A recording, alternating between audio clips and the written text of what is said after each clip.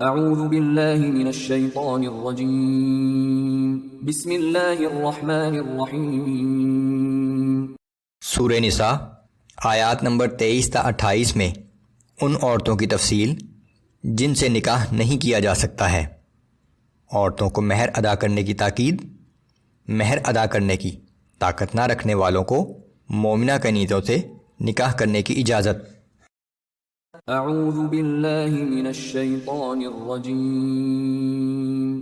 حرمت علیکم امہاتکم وبناتکم واخواتکم وعماتکم وخالاتکم۔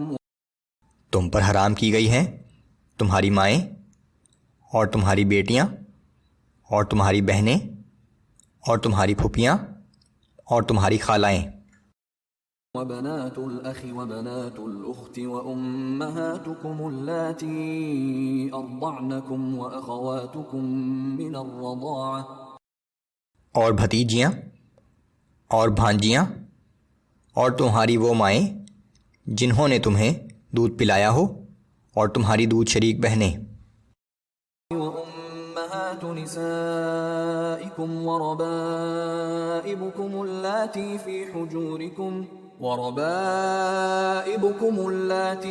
حجوركم من نسائكم اللاتي دخلتم بهن، اور تمہاری بیویوں کی مائیں اور تمہاری سوتیلی بیٹیاں بھی جو عام طور سے تمہاری ہی پرورش میں ہوں تم پر حرام کی گئی ہیں، بشرطے کہ تم ان کی ماؤں کے ساتھ صحبت کر چکے ہو۔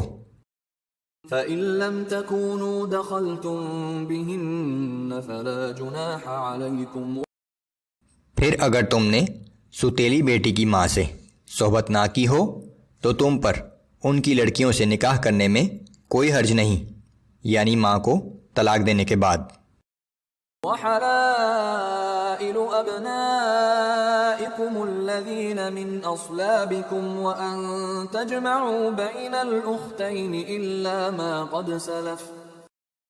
اور تمہارے ان بیٹوں کی بیویاں بھی تم پر حرام ہیں جو بیٹے تمہاری پشت سے ہیں، اور یہ بات بھی حرام کی گئی ہے کہ تم دو بہنوں کو ایک ساتھ نکاح میں رکھو، مگر جو گزشتہ دور میں ہو چکا سو ہو چکا۔ ان اللہ کان غفورا رحیما۔ بے شک اللہ بڑا بخشنے والا اور ہر وقت رحم کرنے والا ہے۔ والمحصنات من النساء الا ما ملكت ایمانکم، اور وہ عورتیں بھی تم پر حرام ہیں جو دوسروں کے نکاح میں ہوں سوائے ان کافر جنگی قیدی عورتوں کے جو تمہاری ملکیت میں آ جائیں۔ کتاب اللہ علیکم وأحل لكم ما وراء ذلكم أن تبتغوا بأموالكم محصنين غير مسافحين۔ یہ اللہ کی طرف سے احکام حرمت ہیں جن کی پابندی تم پر لازم کر دی گئی ہے، اور ان محرمات کے علاوہ تمام عورتیں تمہارے لیے حلال کر دی گئی ہیں، لیکن اس کا مقصد اپنے اموال یعنی مہر کے ذریعے انہیں حصار نکاح میں محفوظ کرنا ہو، محض شہوت رانی نہ ہو۔ فما استمتعتم به منهن فآتوهن أجورهن فريضة ولا جناح عليكم فيما تراضيتم به من بعد الفريضة إن الله كان عليما حكيما۔ پھر ان میں سے نکاح کے بعد جن عورتوں سے اس زواجی زندگی کا لطف اٹھایا ہے انہیں ان کا مقرر شدہ مہر ادا کر دو، اور مہر مقرر کرنے کے بعد تم آپس میں کسی کمی بیشی پر باہم رضامند ہو جاؤ تو تم پر کچھ گناہ نہیں، بے شک اللہ خوب جاننے والا اور بڑی حکمت والا ہے۔ ومن لم يستطع منكم طولا أن ينكح المحصنات المؤمنات فمما ملكت أيمانكم من فتياتكم المؤمنات والله أعلم بإيمانكم۔ اور تم میں سے جو شخص بھی آزاد مسلمان عورتوں سے نکاح کرنے کی استطاعت نہ رکھتا ہو تو وہ ان مسلمان کنیزوں سے نکاح کر لے جو تمہاری ملکیت میں ہیں، اور اللہ تمہارے ایمان کی حالت کو خوب جانتا ہے۔ بعضكم من بعض فانكحوهن بإذن أهلهن وآتوهن أجورهن بالمعروف محصنات غير مسافحات ولا متخذات أخدان۔ تم سب آپس میں ایک ہی ہو، بس ان کنیزوں کے مالکوں کی اجازت سے ان کے ساتھ نکاح کر لیا کرو اور انہیں ان کے مہر حسب دستور ادا کرو، مگر صرف وہ کنیزیں جو پاک دامن ہوں، نہ اعلانیہ بدکاری کرنے والی ہوں اور نہ خفیہ آشنائی کرنے والی ہوں۔